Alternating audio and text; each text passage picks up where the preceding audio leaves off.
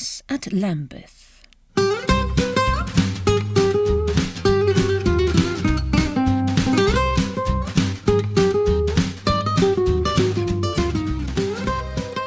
There was so much noise inside that Alice thought she might as well go in without knocking. The atmosphere was as noticeable as the noise when Alice got in, and seemed to be heavily charged with pepper. There was a faint whiff of burning incense, and some candles that had just been put out were smouldering unpleasantly. Quite a number of articles were strewn about on the floor, some of them more or less broken. The Duchess was seated in the middle of the kitchen, holding, as well as she could, a very unmanageable baby that kept wriggling itself into all manner of postures and uncompromising attitudes. At the back of the kitchen a cook was busily engaged in stirring up a large cauldron, pausing every now and then to fling a rereros, or half a rubric, at the Duchess, who maintained an air of placid unconcern in spite of the combined fractiousness of the baby and cook and the obtrusiveness of the pepper. "Your cook seems to have a very violent temper," said Alice, as soon as a lull in the discord enabled her to make herself heard. "Drat her!" said the Duchess. "I beg your pardon?"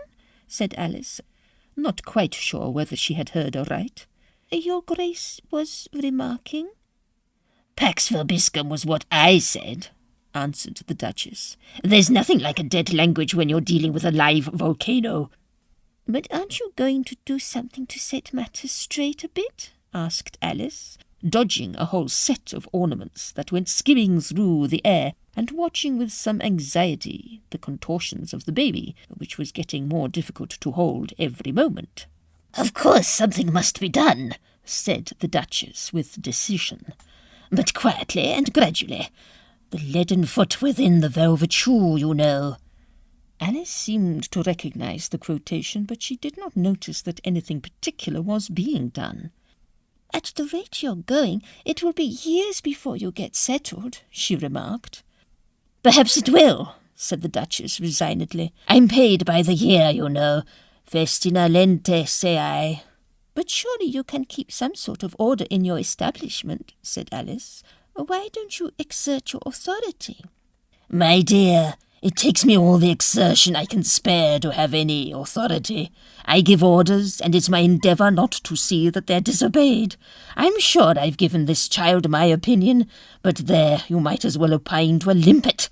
As to the cook—" Here the cook sent the pepper-pot straight at the Duchess, who broke off in a violent fit of sneezing. In the midst of the commotion, the baby suddenly disappeared, and as the cook had taken up a new caster labelled Cayenne, Alice thought she might as well go and see where it had gone to. As she slipped out of the kitchen, she heard the Duchess gasping between her sneezes. "Must be done quietly and gradually." "What happened to the baby?" asked the Cheshire Cat, appearing suddenly a few minutes later. "It went out to Rome, I think," said Alice. "I always said it would," said the cat.